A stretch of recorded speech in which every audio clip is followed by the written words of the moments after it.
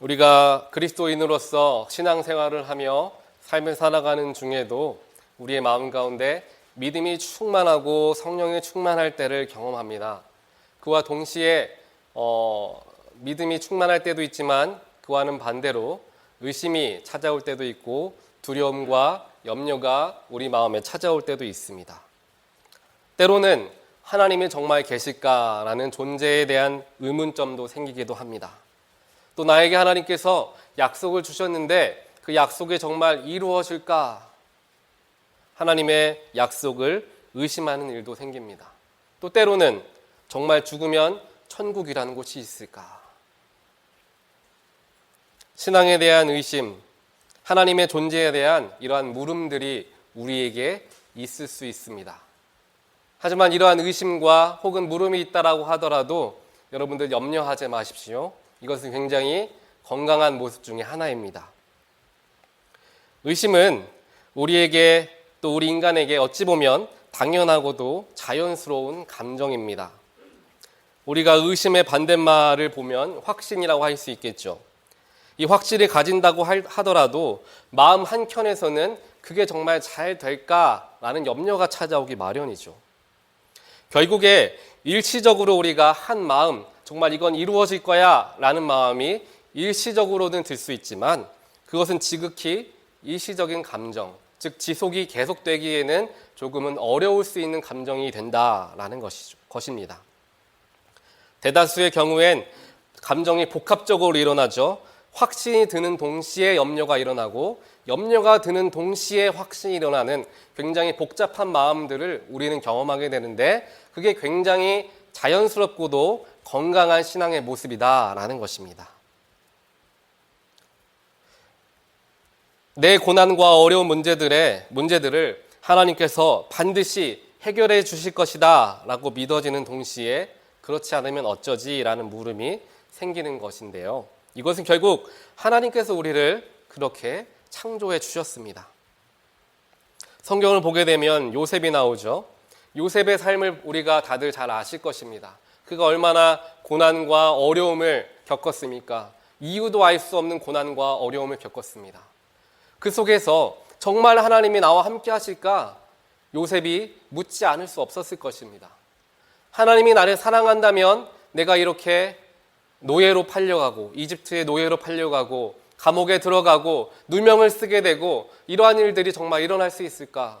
요셉은 정말 마음에 많은 아픔과 어려움이 있었을 것입니다.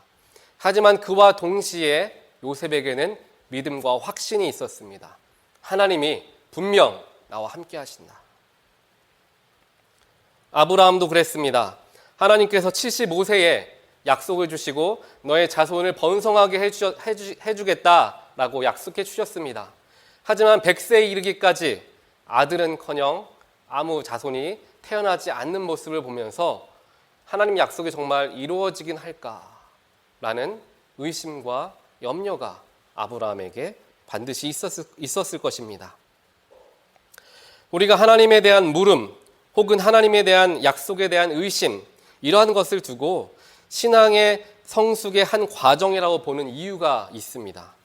그것은 바로 거듭되고 또 반복되는 물음이 없다면, 즉 아무런 의심도 없다라고 한다면 하나님을 사랑하는 것, 또 하나님이 나를 사랑한다는 것은 단편적인 믿음이 될 수밖에 없습니다. 자꾸만 의심하고 자꾸만 물어보고 정말 하나님이 나를 사랑하시나 내가 자꾸만 내 스스로를 성찰하고 바라볼 때 그 속에서 얻어지게 되는 확신과 결과가 더욱 우리에게 크게 다가온다라는 것입니다. 이러한 숱한 물음을 반복한 뒤에 얻어진 결론, 의심에 의심을 거듭한 후에 생겨나는 확신을 통하여 하나님이 정말 나를 사랑하시는구나 라고 고백하는 그 고백의 깊이는 전혀 다를 것입니다. 쉽게 풀어서 이야기하면 우리가 구구단을 외우잖아요. 9 곱하기 9가 81인 것을 외웁니다. 그렇게 외워서 아는 사람과 9를 정말 9번 더해 보았더니 81이 나왔다라는 것을 경험한 사람의 그 81이란 그 가치와 의미는 분명히 다를 것입니다. 물어보고 직접 부딪혀보고 넘어져도 봐야지 하나님이 나를 얼마나 사랑하시는지를 우리는 깨달을 수가 있게 된다는 것입니다. 그러한 면에서 의심이라는 것, 불안이라는 것이 오히려 우리에게 순기능으로 작용할 수 있다는 것이죠.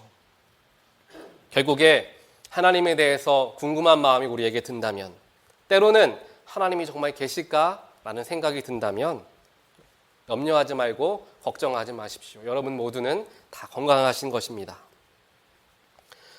오늘 말씀은 이제 모세의 뒤를 이어서 이스라엘을 이끌어가게 될 여호수아 이야기의 시작입니다. 아마 여호수아는 정말 많은 부담감과 어려움을 가지고 있었을 것입니다. 왜냐? 그 이전에 자신의 이전에 있었던 이스라엘의 지도자가 모세라고 불리우는 위대한 영웅이 있었기 때문이죠. 그 위대한 영웅의 뒤를 이으자니 마음이 얼마나 불안하고 내가 잘할 수 있을까 염려가 들었겠습니까? 분명히 하나님께서 함께 하시겠다, 내가 너를 돕고 내가 너와 함께 하겠다 약속하셨지만 그 마음속에 분명하게 의심이 있었을 것입니다. 정말 하나님이 도와주실까? 내가 정말 이 이스라엘 백성들을 잘 이끌 수 있을까? 염려함이 분명하게 있었을 것입니다. 이렇게 이스라엘을 향한 하나님의 언약을 의심하고 불안해하는 마음을 하나님께서는 너무나 잘 알고 계셨습니다.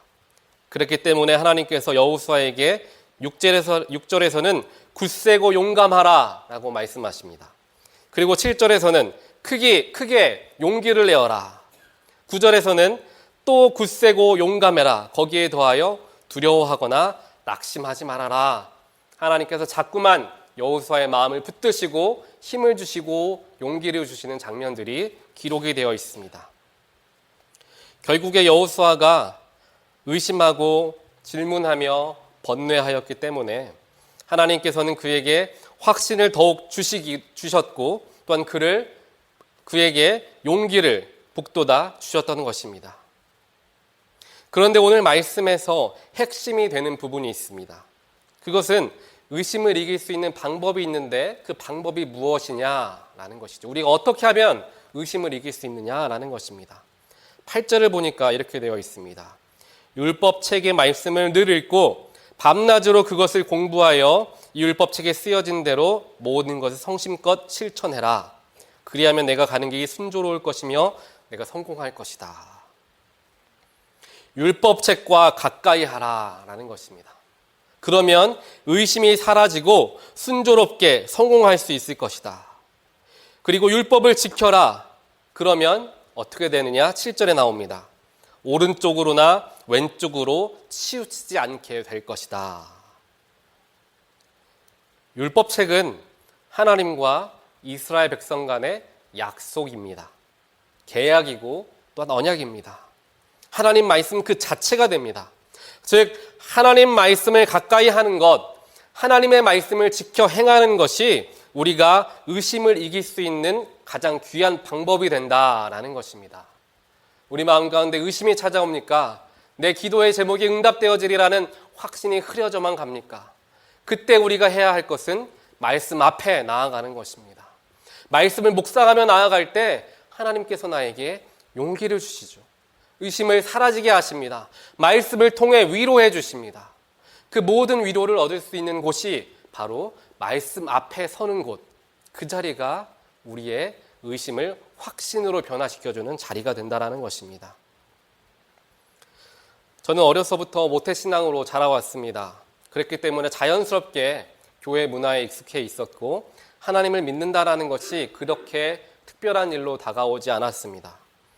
하나님을 믿는다라고 이야기하고 네 종교가 뭐냐라고 물어보면 기독교입니다 라고 이야기합니다. 그렇게 열심히 교회도 나갔지만 마음 깊숙한 곳에서 예수님을 나의 구주로 섬기기까지에는 많은 시간이 필요했습니다. 예수님께서 우리를 위해 죽으셨다라고 하는데 그게 좀처럼 믿어지지가 않았습니다. 어린 마음에 내가 무슨 그런 큰 죄를 지었다고 나 때문에 죽으셨나?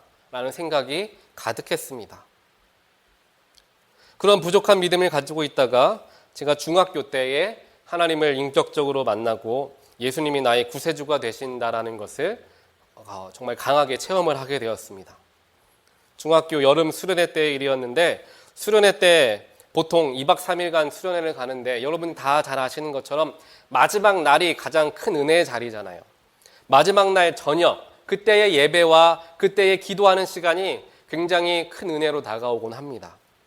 저도 역시나 그 마지막 순간, 마지막 자리에서 함께 하나님께 예배하고 찬양하는데, 그때까지도 제 마음이 좀처럼 뜨거워지지를 않는 거예요. 찬양을 하고 말씀을 듣고 모든 주변의 친구들이 뜨겁게 통성으로 눈물로 기도하는데, 제 마음만큼은 그들처럼 뜨겁지 않고 차가운 것을 제가 느끼게 되면서 마음의 불안함이 찾아왔습니다. 내 친구들 다 저렇게 은혜 받고 하나님께 뜨겁게 기도하는데 나만 혼자 은혜 못 받고 돌아가면 어떻게 하나라는 그런 불안함이 찾아오기 시작했습니다. 내 마음만 뜨거워지지 않으니까 불안했던 것이죠. 그 자리에 제 친한 친구 3명이 제 주위 옆에서 하나님께 간절하게 기도하는 모습을 보게 되었습니다. 여담이지만 저를 포함해서 그 4명의 친한 친구들 중에서 저까지 3명이 지금 이제 목사가 되어서 하나님을 섬기고 있는데, 그 친구들이 정말 옆에서 뜨겁게 기도하는 거예요. 그런데 내 마음만 뜨겁게 안 되니까 너무 불안하는 거죠. 그러다가 예배 마지막 시간에 성찬식이 있었습니다. 지금까지도 수없이 해왔던 성찬식이었습니다. 하지만 그날만큼은 이상하게 성찬식을 한다는 것이 제 마음에 다르게 느껴지기 시작하는 거예요. 성찬을 시작하면서 찬양하죠. 예수 나를 위하여 십자가를 질 때 세상 죄를 지시고 고초당하셨네. 예수여 예수여 나의 죄 위하여 보배 피를 흘리니 죄인 받으소서. 찬양을 하는데 제 눈에서 눈물이 쏟아지기 시작합니다. 그때 성령께서 제 마음에 강하게 임재를 하시는데 온몸이 뜨거워지고 또 온몸이 절여지는 느낌을, 그런 체험을 하게 되었습니다. 그렇게 눈물을 쏟으면서 찬양을 하고 성찬에 참여를 하는데 빵을 입에 넣었는데 그 빵을 씹을 수가 없는 거예요. 이게 정말 예수님이 나를 위해서 찢기신 몸인데 그 찢어진 몸을 내가 또 어떻게 입으로 씹을 수 있을까라는 마음에 정말 이 빵을 한동안 입에 담고 있을 수밖에 없었습니다. 쏟아지는 눈물을 주체할 수 없어서 원래 자리로 도망치듯이 돌아와 엎드려 앉았습니다. 자리에 엎드려 나의 죄를 고백하고 눈물로 회개하기 시작했습니다. 그런데 감사하고 또 신기한 것은 회개를 하면 회개를 할수록 마음이 오히려 따뜻해지고 평안과 사랑이 채워지는 것을 경험하게 됐습니다. 나의 모든 죄가 예수님의 희생과 사랑으로 따뜻하게 덮여지는 것을 그때에 비로소 경험하게 되었고, 예수님이 정말 나 때문에 십자가 지셨구나. 예수님이 나 때문에 피 흘리셨구나. 그때 제가 진정으로 깨닫게 되었습니다. 그때부터 제 삶이 변화되기 시작하고, 그때부터 모든 예배가 저에게 큰 의미로 다가오고 삶을 바라보는 태도가 달라졌던 것을 기억합니다. 그러면서 그때 수련회 때 항상 아이들이 모여서 외웠던 말씀이 있었는데, 그 말씀이 이제 저에게 능력으로 다가오는 말씀이 되었습니다. 그 말씀이 이사야 53장 6절이었는데, 우리는 다 양 같아서 그릇 행하여 각기 제 길로 갔거늘 여호와께서는 우리 모두의 죄악을 그에게 담당시키셨도다 라는 그 말씀이 제 마음에 다가오기 시작하고, 그 말씀이 살아 역사하는 말씀으로 변하게 되었습니다. 그 말씀을 한동안 늘 묵상하면서 삶을 살아가게 되니까 내 마음에 있었던 하나님이 정말 계실까? 예수 십자가가 정말 나를 위한 십자가일까? 라는 의심이 정말 신기하게 다 거쳐지는 경험을 하게 되었습니다. 성경을 보면 이렇게 삶이 변화되어지는 의심의 과정을 거쳐서 확신의 길로 들어서는 많은 믿음의 인물들이 기록이 되어 있습니다. 특별하게 예수님의 수제자로 여겨졌던 베드로의 삶을 우리는 기억합니다. 베드로가 어떤 인물입니까? 정말 믿음에 믿음을 더한 사람, 반석이다라고 불려질 정도로 믿음이 굳건한 사람으로 우리는 다들 기억하고 있습니다. 베드로라는 인물은 누구보다도 열심으로써 최선을 다하여서 예수님을 믿고 따르던 사람이었습니다. 예수님이 잡혀가시던 날 밤에 예수님을 보호하기 위해서 칼을 꺼내 들고 목숨을 걸고 싸우려고 했던 사람이 베드로였습니다. 또 물 위를 걸어오시는 예수님을 보고 저분이 만약 예수님이라면 나도 예수님의 능력을 힘입어서 물 위를 걸을 수 있겠다라고 해서 정말 물 위를 걸었던 인물이 그 믿음의 사람이 베드로였습니다.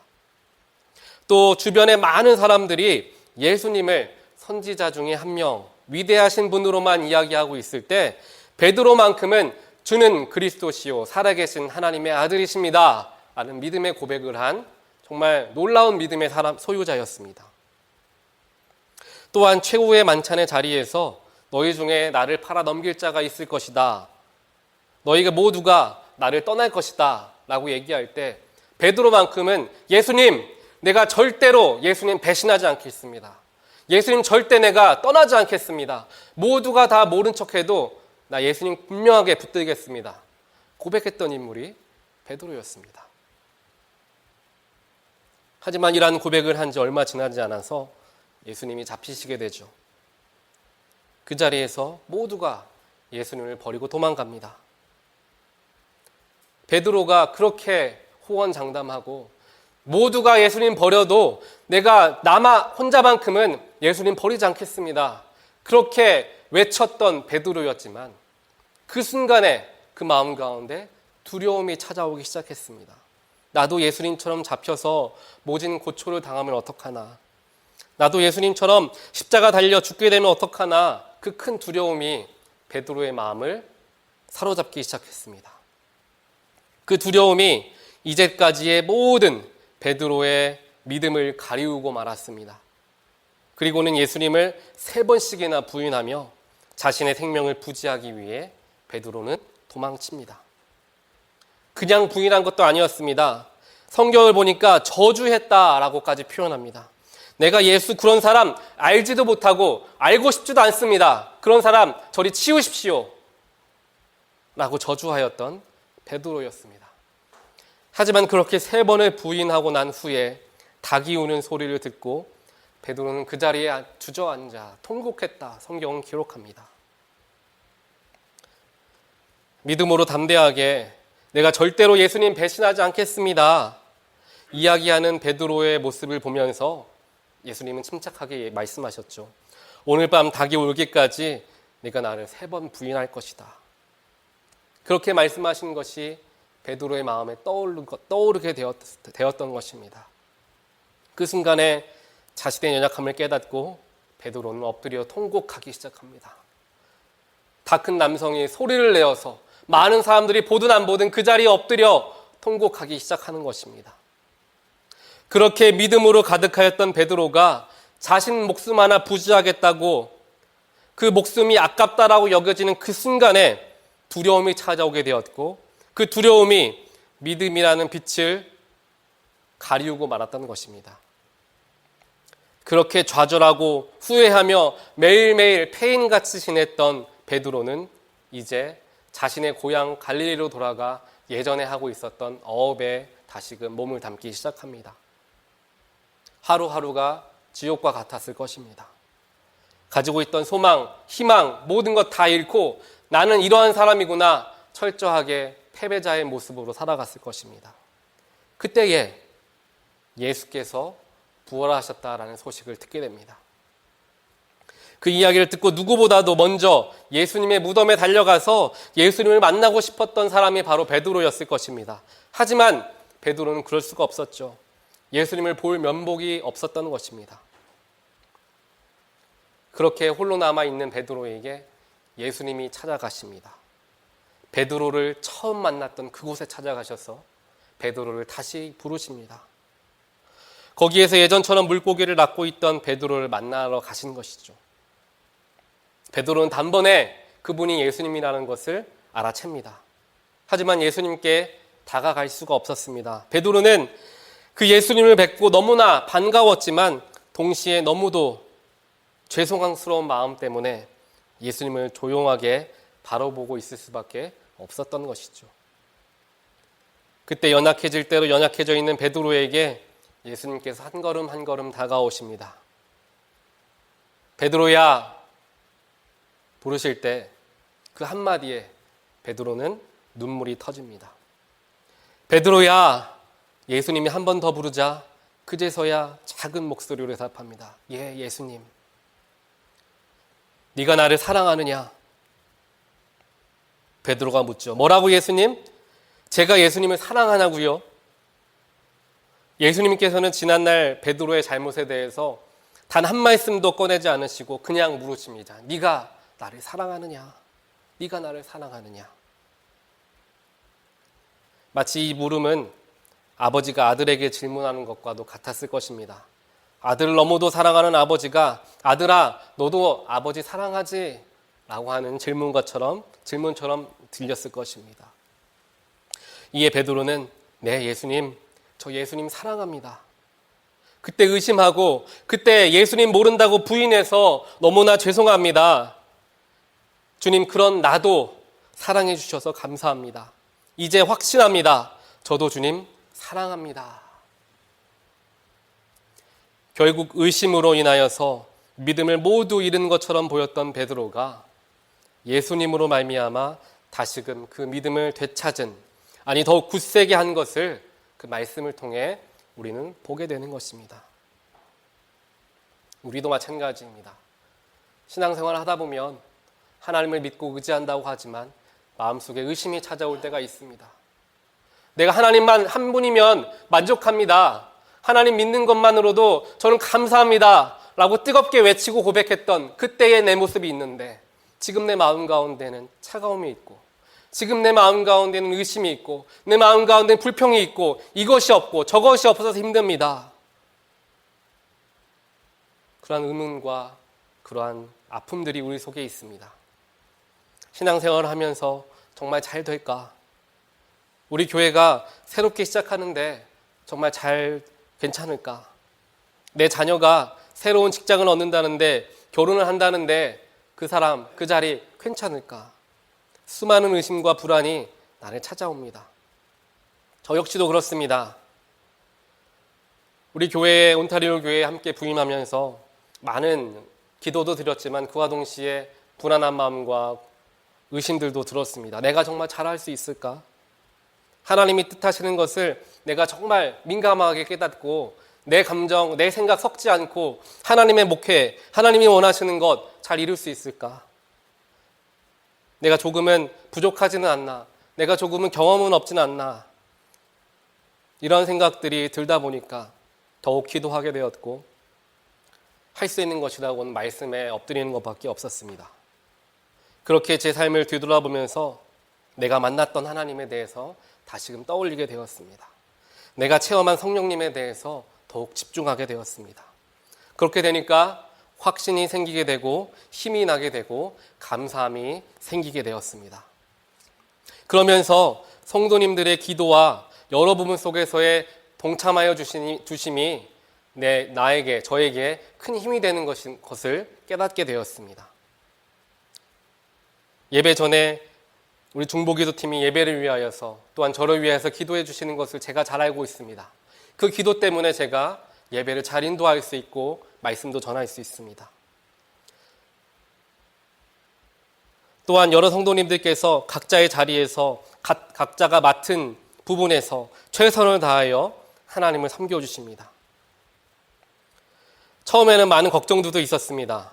예를 들면 친교가 잘 될까라는 걱정도 있었는데 여러분들 다들 잘 아시는 것처럼 신교의 빈자리가 반나절도 안 되어서 남은 1년 5개월, 그러니까 5개월간의 친교가 다 마무리되는 것을 우리 모두 다 보지 않았습니까?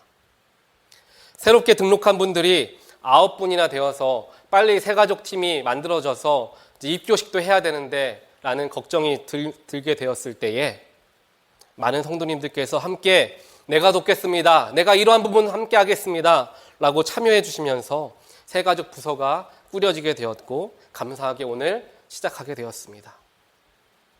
영어 회중과 함께 사역을 잘 이어가야 할 텐데 라고 염려하였는데 지난주와 그 전주에는 영어 회중들과 함께 우리 한호 회중에서 4분이 동참하셔서 선교지에 가셔서 함께 하나님의 이름을 높이는 일을 하고 오셨다라는 이야기를 듣고 하나님께서 벌써 역사하고 계시는구나 라는 생각을 하게 되었습니다. 이러한 성도님들의 동참하심과 성도님들의 기도하시는 것을 제가 잘 알고 있기 때문에 그 모습을 보고 저는 하나님의 음성을 들을 수 있었습니다. 목회라는 것은 목사 혼자 하는 것이 결코 아니다라는 것이죠. 너 혼자 하는 것이 아니라 온 교우가 하나가 되어서 하는 것이니 염려 말고 힘을 내고 강하고 담대하라 라는 하나님의 말씀을 제가 듣게 되었습니다. 이러한 하나님의 역사하심, 또 우리 교우들의 한 마음이 되어서 함께 동참하시는 모습을 보면서 확신하게 되는 게 있습니다. 그것은 바로 하나님이 우리 온타리오 교회를 지금 주목하고 계신다라는 사실입니다. 하나님께서 이미 많은 것을 이루고 계신다라는 사실입니다. 우리가 마음을 잘 다잡고 말씀 안에서 사랑으로 교회를 섬기면 우리 교회 반드시 건강하게 성장할 수 있을 것이라 저는 확신합니다. 삶을 살아가면서 교회를 섬기며 나아가면서 의심이 들 수 있습니다. 염려가 앞설 수 있습니다. 하지만 그때에 의심을 걷어낼 수 있는 방법은 말씀 앞에 서는 것입니다. 십자가 앞에 엎드리는 것입니다. 말씀 앞에 서면 좌로나 우로나 치우치지 않게 하겠다. 분명하게 하나님께서 오늘 말씀을 통하여 약속해 주고 계십니다. 중심을 잡게 해주시는 것이 바로 하나님 말씀인 것이죠. 오늘 그 하나님께 우리 하나님께서 우리가 중심을 잡을 수 있도록 말씀을 허락해 주셨습니다. 그리고 우리에게 친히 말씀하십니다. 굳세고 용감해라. 크게 용기를 내어라. 두려워하거나 낙심하지 말아라. 내가 너와 함께 하겠다. 그 약속의 말씀을 우리는 붙잡으면 되는 것입니다. 우리 이 시간 함께 잠깐 찬양하는 시간 갖기를 원합니다. 우리 아침 한개 눈앞 가리듯 이 찬양 다들 아실 텐데요. 우리 함께 찬양하시면서 우리의 마음을 하나님께 고백하고 하나님 이러한 부족한 나도 사랑해 주셔서 감사합니다. 주님 찬양합니다. 함께 고백하겠습니다. 아침 한개 눈앞 가리듯 함께 고백합니다. 아침 한개 눈앞 가리듯 나의 약한 믿음 의심 쌓일 때 부드럽게 다가온 주의 음성 아무것도 염려하지 마라 빗줄기에 바위 패이듯 나의 작은 소망 사라져갈 때 고요하게 들리는 주의 음성 내가 너를 사랑하노라 맨 외로움과 방황 속에서 주님 앞에 나아갈 때에 위로하시는 주님 나를 도우사 상한 나의 마음 감싸주시네 십자가의 보혈로서 주의 크신 사랑 알게 하셨네 주님께 감사하리라 언제나 주님께 감사해. 우리 시간 잠깐 합심하여 기도하길 원합니다. 우리 함께 기도하실 때 하나님 우리 마음 가운데 이렇게 아픔이 있습니다. 나의 연약함 때문에 때로는 하나님을 신뢰하지 못하고 의심하고 때로는 불평할 때가 있습니다. 하지만 그럼에도 불구하고 나에게 찾아와 주셔서 내가 너를 사랑한다, 내가 너와 함께 하겠다 위로하시는 하나님의 음성이 지금 나의 마음 가운데 울리는 줄 믿습니다.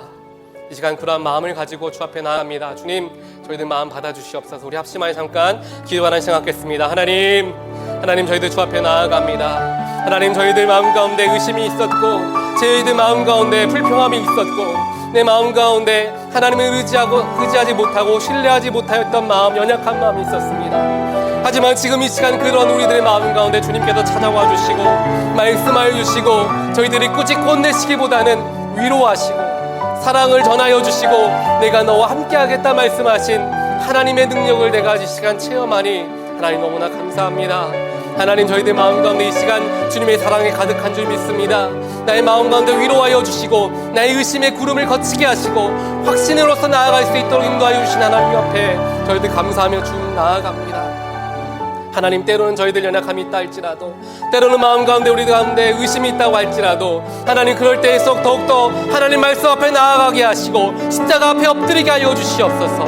그래서 우리 모두가 하나님의 능력으로서, 하나님의 말씀으로서 좌로나우로나 치우치지 않는 확신함과 믿음의 굳건함을 가지고 세상에 승리할 수 있는 우리 모두가 될 수 있도록 아버지여 인도하여 주시옵소서. 하나님, 주님 앞에 나아갑니다. 역사하여 주시옵소서. 하나님 감사합니다.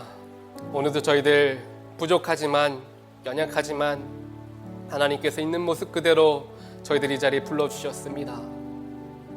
하나님, 때로는 의심이 저희들 마음 가운데 가득할 때가 있습니다. 하나님을 믿고 섬긴다 하지만 정말 하나님이 없는 사람인 것처럼 살아갈 때도 많이 있습니다. 그 부족한 우리들의 마음 가운데 이 시간 찾아와 주시고 내가 너와 함께 하겠다, 강하고 담대하여라, 내가 너를 사랑한다 라고 말씀하시는 그 귀한 사랑의 음성을 저희들 듣습니다. 저희들 부족하고 연약하지만 저희들 혼내시거나 꾸짖으시는 것이 아니라 오히려 위로하시고 오히려 안아주시고 오히려 품어주시는 그 하나님을 만나게 하여 주셔서 감사합니다. 그 하나님의 사랑이 이 시간 우리 마음 가운데 가득한 줄 믿습니다. 그 하나님의 가득한 사랑이 오늘 우리 온타리오 교회 가운데 넘치고 흐르는 줄 저희들 믿습니다. 하나님, 저희들 더욱더 사랑으로 하나가 되길 원합니다. 예수의 사랑을 기억하길 원합니다. 나를 위하여, 나 때문에 몸이 찢기시고 흘리신 그 피를 저희들 기억하며 하나님 감사하길 원합니다. 그 십자가 때문에 내가 영생을 얻었고 그 십자가 때문에 사망의 그늘에서 구원받았음을 저희들 기억하며 그 예수의 희생을 기억할 수 있는 우리 모두가 되길 원합니다. 하나님, 그러기 위하여서 오늘 이 시간 성찬의 자리로 나아갑니다. 하나님, 이 시간 우리가 먹고 마시는 하나님의 살과 피가 그저 평소와 같았던 빵과 포도주가 되는 것이 아니라 나를 위하여 못 바쳐서 사랑으로 죽으신 예수의 살과 예수의 피가 될 수 있게 하여 주시옵소서. 이 살과 피를 우리가 먹고 마심으로 인하여서 나의 삶이 구원으로 가득하고 나의 삶이 사랑으로 가득하고 나의 삶이 복음으로 가득해지는 귀한 축복을 누릴 수 있는 자리가 되게 하여 주시옵소서. 이 성찬의 자리로 우리를 구별하지 않으시고 모두를 불러주시고 초대해 주신 하나님의 사랑에 감사합니다. 이 시간 저희들 주 앞으로 나아가며 성찬에 참여할 때 주님 저희들과 동행하여 주시옵소서. 이 모든 말씀 예수 그리스도의 이름으로 간절히 기도드렸사옵나이다. 아멘.